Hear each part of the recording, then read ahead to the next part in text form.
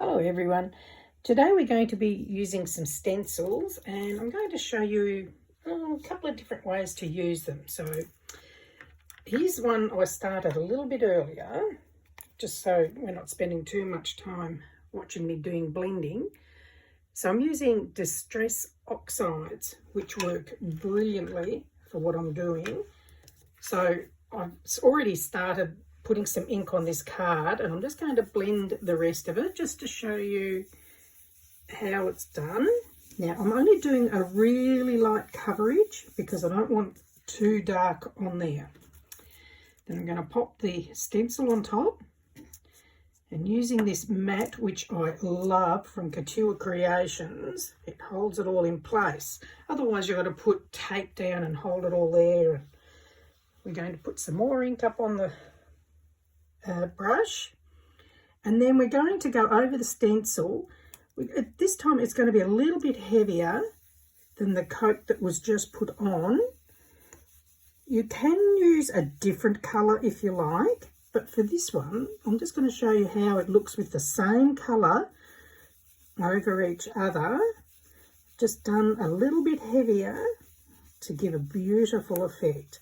So this was basically, you're making a base card, I guess, and from here you can stamp it and decorate it and do whatever you like. So we'll just peel it back a little bit and see how it's gone. There we go, it's worked. So that's one way to use a stencil. So if I bring it up a bit closer, I think I need some more light in here. There we go. So you can see there, it's where the stencil is, it's a little bit darker, and you can just see the ink underneath that I did it before. So that's one way. So here's another one. Now, again, I've used Distress Oxides, I've used Chipped Sapphire and Wilted Violet for this one. But I've already blended it together just to save a bit of time. This time we're going to get the stencil and a water spritzer. Now I'm just going to do this off camera because I don't want it over the paper. And I'm just spritzing the stencil with the water. Now the oxides are great for doing this with because they react with the water. So water side down, put it onto your blended card and press it. And I forgot my paper towel, hang on, and I'll just grab it.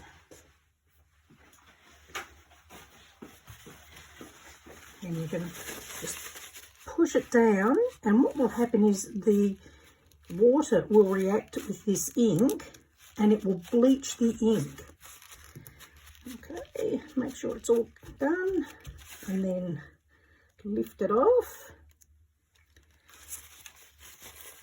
Hope you can see that okay. And then we'll just dab the excess water off. And again, this is just another way to make a background to add things to make your card. And there you have that. So I love this technique. Okay, so that's number 2. Now this next one, we're going to use a gel plate. I'll just pop this out of the way.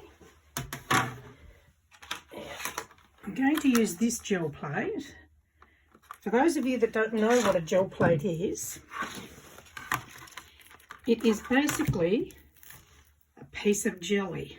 So it's exactly like jelly, hence the name gel plate. And it's great for working on, and I will do more demos in this with these another day. And yeah, I'll show you how you can use them. So what we're going to do is get our stencil. And we're going to put it over the gel plate. And it should stick in place. And we're going to use a brayer. Oh dear. This time I'm using Elements ink, and this one's called Mermaid, but you can use any ink, it doesn't have to be this one. Then we're going to put some ink on the sprayer and ink over the gel plate. Now it might not look like there's actually a lot of ink on the gel plate, but it's actually quite surprising. Don't go back and forth. What I'm doing is going, sort of pushing it down, lifting and going from the top again, and do it several times to get a good coverage. And then if you wanted to, you can then, and we'll just lift that off, you could push that down onto your card, and that is one way to use that. So again, it gives you a background sort of effect. But what we're going to do now is put this onto the card. This is just a cutting board from one of the die machines, but it's brand new, it's never been used, so I love doing it this way. A lot of people will put their cardstock over the top and then rub it, but I like this because you can see what's happening. So you can do it that way, or put your card over and rub it. But then when we peel it off, there's your image. So that's now ready to stamp and add things to make into a card. So that's just 3 ways you can use some stencils and just play and experiment. That's how a lot of mine is, experimenting. It doesn't work, throw it in the bin, try again. Sometimes it works, sometimes it doesn't, but blimey, it's fun trying. Anyway, hopefully this helps some of you. I will turn these into cards and then add them once I've finished so you can see how they finished up. Okay, thank you. Bye.